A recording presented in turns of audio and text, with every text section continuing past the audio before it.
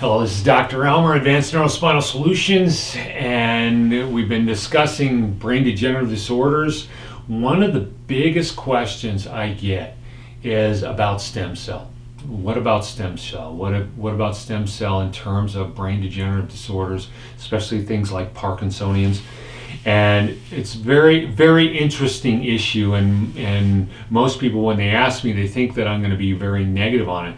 Actually, I'm very positive about stem cell, and that here are several of the issues that we have. Stem cells are what we call undifferentiated cells, which means they haven't figured out who they want to be yet, right?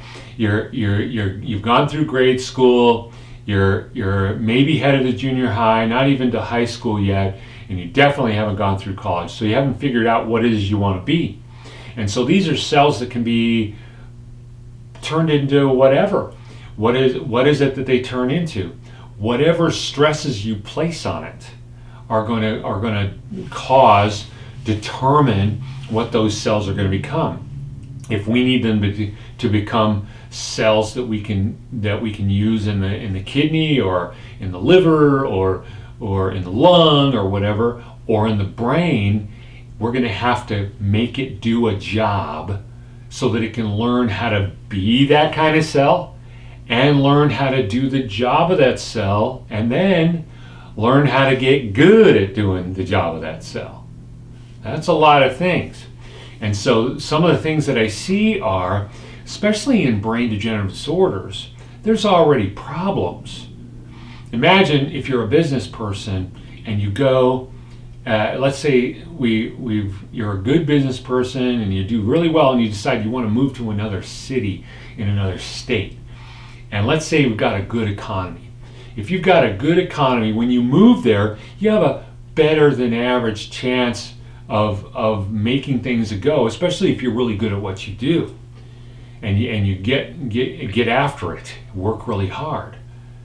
But let's say the economy is really, really bad, or that it's really down, and then you move, you probably won't be making it. Why? Because everybody that's already there is already tied into the community. They already know each other. They tend to do business with each other.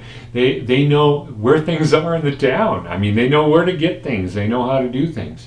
When that economy is bad, that the chances of that business person and business making it are slim to none. Well, same thing with our nervous system. If the economy is bad, if the system is struggling to get oxygen, glucose, and activation, boy, we always go back to that, don't we? If there are lots of different reasons, if there are anemias, if there are problems with asthma, emphysema, diabetes, hypoglycemia, whatever, any of these things are gonna have a bad impact.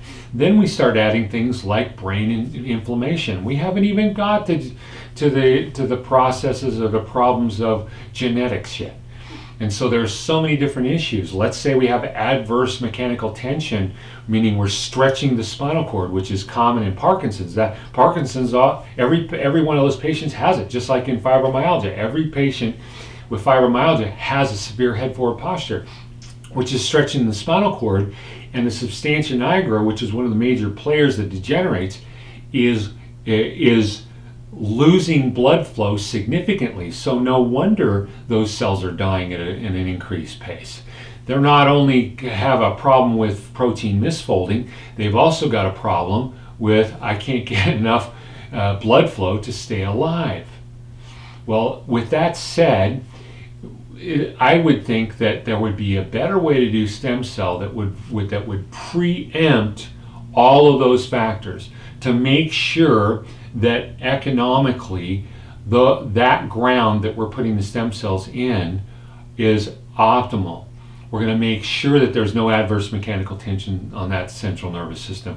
We're going to make sure that all the factors of of oxygen and glucose and activation are optimal. We're going to make sure that the blood flow is optimal and the perfusion is optimal before we ever do those things. Because once we put the new stem cells in, what is different between the stem cells and the ones that we've lost? They died and they took the ability to do that job, but they took everything that they ever learned about doing that job. Well, think about that. So like, let's say you're in a company and you get hired on to do a job and you've never done that job, and you're replacing a guy who's one of the very best in the world at doing that. Man, do you have an uphill battle. Well, that's exactly what's happening in stem cell. Now, I don't want you to think that I'm negative on stem cell.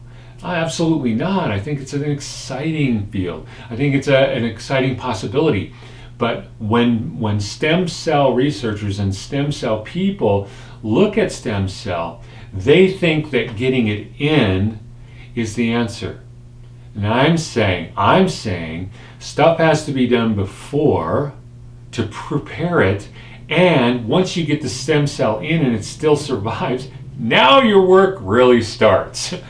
We got to teach that thing to do whatever it's supposed to do without killing it.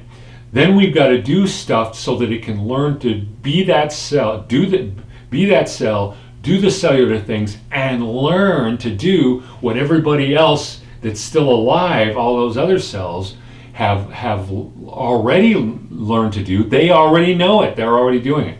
And so you can imagine that it's so much broader than just we're going to shoot the stem cells in or whatever. However, they're taking a pill or whatever. There's so much more. So I hope that was helpful. I think I know I have some connection with some stem cell people, and I'm very excited to work with them in this broader concept and say, hey, how can we work with the system so that we have systems in place to prepare before you do the stem cell, and then to help it to survive, to differentiate, and to learn and to get good at what it does. Hopefully that brings a new view, a new vision, and that to a very exciting field. But there's just so much of people getting stem cells and geez, man, it didn't work. It obviously doesn't work. And I say, I think there are more factors to why it didn't work. And I think it's still a very viable science. This is Dr. Elmer, Advanced Neurospinal Solutions, and we're here when you're ready to take your life back. Thank you.